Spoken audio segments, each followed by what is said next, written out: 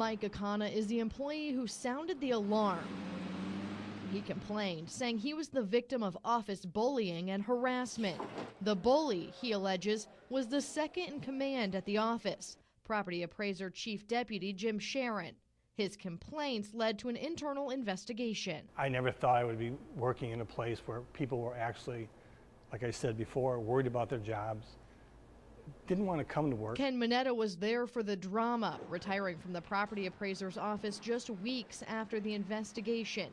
He says his 2 decades there were mostly positive until this. What kind of a workplace has this become? It's like cliques in a high school. Absolutely.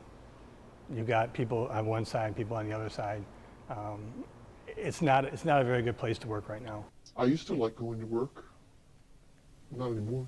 We also talked with a current employee shielding their identity because they were worried about retaliation at the office. If you bring any type of question to the decisions of the property appraiser's office, questioning anything, retribution will be coming to you. The internal investigation found no legal form of harassment, but it did conclude that Jim Sharon's management style, quote, may rise to the level of bullying, end quote. Elected property appraiser Ken Wilkinson told off camera that no discipline was necessary and the management style would be addressed during reviews. That's an email from Mr. Wilkinson. But an email we obtained from days before our conversation with Wilkinson reveals otherwise. The message sent to senior staff by Wilkinson suggests 2 options.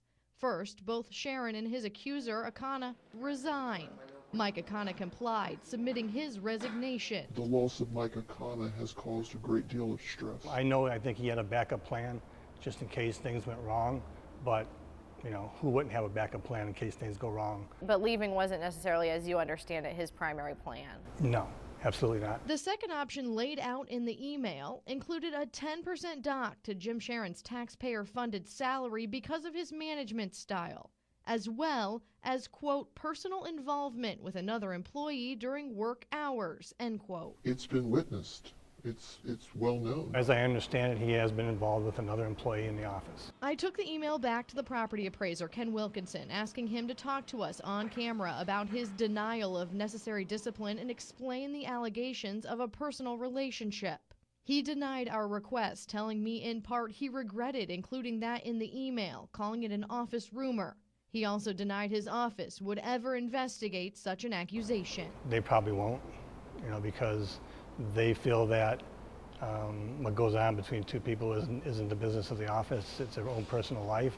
But again, when that starts to affect how the office is. The NBC2 investigators have learned Jim Sharon will not receive his annual raise, but he does remain on staff as chief deputy.